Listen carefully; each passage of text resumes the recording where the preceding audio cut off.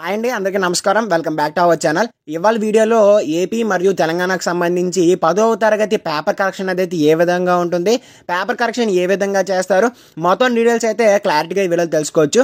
వీడియోని స్కిప్ చేయకుండా చివరకు చూడండి. అండ్ ఎంతవరకు ఎవరైనా సబ్స్క్రైబ్ చేసి ఉండకపోతే మన ఛానల్ని వెంటనే సబ్స్క్రైబ్ అయితే చేసుకోండి. ఖచ్చితంగా లైక్ అయితే చేయండి. ఒక 500 లైకులు టార్గెట్ ఇస్తున్నా. సో ఇంకా ఎవరైనా మీ 10th క్లాస్ ఫ్రెండ్స్ ఉంటే వాళ్ళకి ఖచ్చితంగా ఈ వీడియోని అయితే ఫార్వర్డ్ చేయండి. ఇంకా టాపిక్ వచ్చేస్తే ఫస్ట్ ఆఫ్ ఆల్ మనకి 10th క్లాస్ పేపర్ కరెక్షన్ ఏ విధంగా ఉంటుంది. So 10th class paper correction అయితే సో ఫస్ట్ ఆఫ్ ఆల్ మనం ఏదైతే ఎగ్జామ్స్ అనేవి అయితే రాసేసామో అవన్నీ కూడా మనకి మొత్తం ఏవైతే బండిల్స్ ఉన్నాయో, సో తెలుగుకి తెలుగు, హిందీకి హిందీ, ఇంగ్లీష్కి అలాగే సబ్జెక్ట్ వైస్ అయితే మనకి అన్నీ కూడా పెట్టుకొని సో మనకి ఎగ్జామ్ సెంటర్ నుంచి కరెక్షన్ చేసి సెంటర్ దగ్గరికి అయితే వెళ్తాయన్నమాట. సో ఈ కరెక్షన్ చేసే సెంటర్లోని అన్ని సెట్లు కూడా ఒక దగ్గర అయితే పెట్టుకుంటారు. సో ఫస్ట్ ఆఫ్ ఆల్ మనకి లాంగ్వేజెస్ అనేవి అయితే చేస్తారు కాబట్టి సో తెలుగు, హిందీ, ఇంగ్లీష్ అనేవి అయితే తీస్తారు. తీసిన తర్వాత ఫస్ట్ ఆఫ్ ఆల్ తెలుగు కాబట్టి తెలుగు పేపర్స్ ఏవైతే ఉంటాయో అంటే మన ఏపీ మొత్తంలో ఎక్కడెక్కడ అంటే సెంటర్ అనేది అయితే అంటే కరెక్షన్ చేసే సెంటర్ అనేది అయితే ఒకటే ఉండదు, చాలా సెంటర్స్ అనేవి అయితే ఉంటాయి అనమాట. సో అన్ని సెంటర్లకి అయితే పంపిస్తారు. ఒక్కొక్క టీచర్కి 30 నుంచి 50 పేపర్ల వరకు అయితే మనకి ఇవ్వడం అయితే జరుగుతుంది. ఆ 30 నుంచి 50 పేపర్లు టీచర్ అనే వాళ్ళు అయితే అంటే కరెక్షన్ ఎవరైతే ఉంటారో సో ఆ కరెక్షనర్ సో మార్నింగ్ నుంచి ఈవినింగ్ వరకు ఆ పేపర్ కరెక్షన్ అయితే చేస్తారనమాట. సో మనకి ఫస్ట్ ఆఫ్ ఆల్ ఆ పేపర్ అనేది తీసుకుంటారు. పేపర్ అనేది తీసుకొని first of all roman numbers అనేవి అయితే చెక్ చేసుకుంటారు అనమాట. సో రామన్ నెంబర్స్ కావచ్చు, లేదంటే వాళ్ళ ఆన్సర్కి పర్ఫెక్ట్గా రాసారా లేదా అని చెప్పేసి అయితే చూస్తారు. సో నెక్స్ట్ ఏంటంటే 10th క్లాస్లో బిగ్గెస్ట్ ప్లస్ పాయింట్ ఏంటంటే మనం క్వశ్చన్ అటెంప్ట్ చేస్తే వాళ్ళైతే ఖచ్చితంగా మార్క్స్ అయితే వేస్తారండి.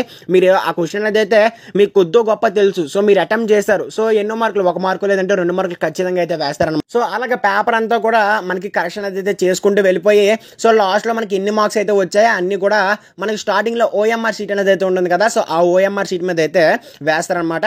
వేసిన తర్వాత ఆ బుక్లెట్ని సో మనకి ముందుగా అంటే వాళ్ళందరికీ కూడా హెడ్ అయితే ఉంటారు కదా, అక్కడికి అయితే వెళ్తుంది. సో వెళ్ళిన తర్వాత వాళ్ళైతే చెక్ చేస్తారనమాట. సో చెక్ చేసి ఇంకేమైనా మార్క్స్ అనేవి అయితే పడతాయా ఏంటని చెప్పేసి అయితే చెక్ చేస్తారు. చెక్ చేసిన తర్వాత ఆ సబ్జెక్ట్ అయిపోయిన తర్వాత సో నెక్స్ట్ సబ్జెక్ట్ ఏదైతే ఉందో ఆ సబ్జెక్ట్కి సంబంధించి టీచర్స్ అయితే పిలిపిస్తారు. మళ్ళీ ఆ సబ్జెక్ట్కి సంబంధించి టీచర్స్ అందరూ కూడా మళ్ళీ కరెక్షన్ అయితే స్టార్ట్ చేస్తారనమాట. సో ఈ విధంగా ప్రాసెస్ అనేది అయితే ఉంటుంది. మాక్సిమం ఒక సబ్జెక్ట్ చేయడానికి 2 to 3 డేస్ అనేది అయితే పడుతుంది అనమాట. సో ఏ విధంగా చూసుకున్నా 2 to 3 డేస్ అనేవి అయితే పడుతుంది. అండ్ నెక్స్ట్ ఏంటంటే టీచర్స్ అన్న వాళ్ళు కూడా సో చాలా అంటే చాలా సింపుల్గా కరెక్షన్ అనేది అయితే ఉంటుంది. సో ప్రతి లైన్ టు లైన్ అనేది అయితే చెక్ చేస్తూ వెళ్ళరు, సో పైన చూస్తూ వెళ్తారనమాట. సో ఎక్కడైనా తప్పులు వస్తే మనకి ఏంటంటే మార్క్స్ అనేవి అయితే తీస్తారు. ఇంటర్ కరెక్షన్తో పోల్చుకుంటే 10th కరెక్షన్ అనేది కొద్దిగా సింపుల్గానే ఉంటుంది. సో అలాగా మనకి టోటల్గా అన్ని పేపర్స్ కూడా కంప్లీట్ అయిపోయిన తర్వాత అప్పుడు మనకి ఆ పేపర్స్ అన్నీ కూడా సో మనకి రిజల్ట్స్ అనేవి అయితే నెట్లో అయితే అప్లోడ్ చేస్తారు. ఒక్కొక్కటి తీసుకొని సో ఒక్కొక్కటి మనకి ఏంటంటే నెట్లో అయితే అప్లోడ్ చేయడం అయితే జరుగుతుంది. సో నెట్లో అప్లోడ్ చేసిన తర్వాత అప్పుడు మనకి రిజల్ట్స్ అనేవి అయితే వస్తాయి. సో ఇప్పుడు దాకా కరెక్షన్ అయితే ఈ విధంగానే ఉంటుంది. సో మేబీ నేను ఏంటంటే మరీ డీప్గా చెప్పలేదు, ఫస్ట్ ఆఫ్ ఆల్ డీప్గా చెప్పలేదు, పైన చెప్పాను. సో ప్రతి కరెక్షన్ ఈ విధంగానే ఉంటుంది కాబట్టి అలాగే చెప్పాను. సో ఇప్పుడు ఫస్ట్ ఆఫ్ ఆల్ మనం చాలా మందికి వచ్చే డౌట్ ఏంటంటే సో కరెక్షన్ పాస్ చేస్తారని చెప్పేసి అయితే అంటున్నారు. పాస్ అనేది అయితే వాళ్ళ చేతుల్లో అయితే ఉండదండి, మన చేతుల్లో ఉంటుంది. సో మీరు రాసే దాన్ని బట్టి అయితే ఉంటుంది. మీరు బాగా రాస్తే సో అంటే ప్రతిదాన్ని అటెంప్ట్ చేసి ప్రతిదాన్ని రాస్తే సర్లే వీడు బార్డర్ దాకా వచ్చాడని చెప్పేసి వాళ్ళైతే వేస్తారు. సో లేదు మరీ అంతగా ఏం లేదు, అంతగా ఇంప్రెస్ అవ్వలేదు అనుకోండి, సో అప్పుడు మార్క్స్ అయితే తీస్తారు. మాక్సిమం స్టూడెంట్స్ని అయితే ఫెయిల్ చేయరు. అలా ఎలా చెప్తున్నా బ్రో అంటే మీరు ఒకసారి లాస్ట్ ఇయర్ పర్సంటేజ్ అనేది అయితే చెక్ చేసుకోండి. సో మ్యాక్సిమం స్టూడెంట్స్ అన్న వాళ్ళైతే పోలేదన్నమాట.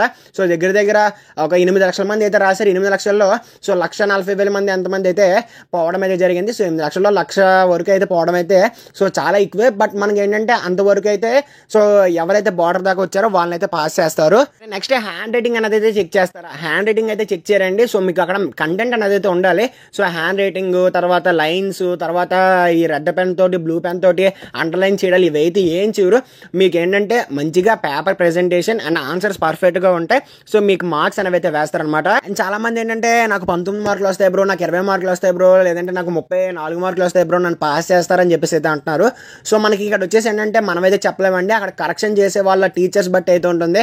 సో కొంతమంది సింపుల్ గా చేస్తారు, కొంతమంది ఏంటంటే సో కొద్దిగా టఫ్ గా అయితే చేస్తారనమాట. సో కరెక్షన్ చేసే వాళ్ళ చేతిలో ఉంటుంది కాబట్టి సో మీరు పర్ఫెక్ట్ గా రాస్తే మిమ్మల్ని అయితే పాస్ చేస్తారనమాట. సో కాబట్టి అది ఫ్రెండ్స్ వాళ్ళ వీడియో. సో కరెక్షన్ అనేది ఈ విధంగానే ఉంటుంది. సో కరెక్షన్ అనేది ఈ విధంగానే చేస్తారు. మీకు ఏం డౌట్స్ ఉన్నా కామెంట్ సెక్షన్లో కామెంట్ చేయండి. సో ఖచ్చితంగా వాటి మీద ఏంటంటే నేను వీడియో అనేది చేసి పెడతాను. సో వీడియో అయితే ఖచ్చితంగా లైక్ అయితే చేయండి అండ్ తప్పకుండా సబ్స్క్రైబ్ అయితే చేసుకోండి.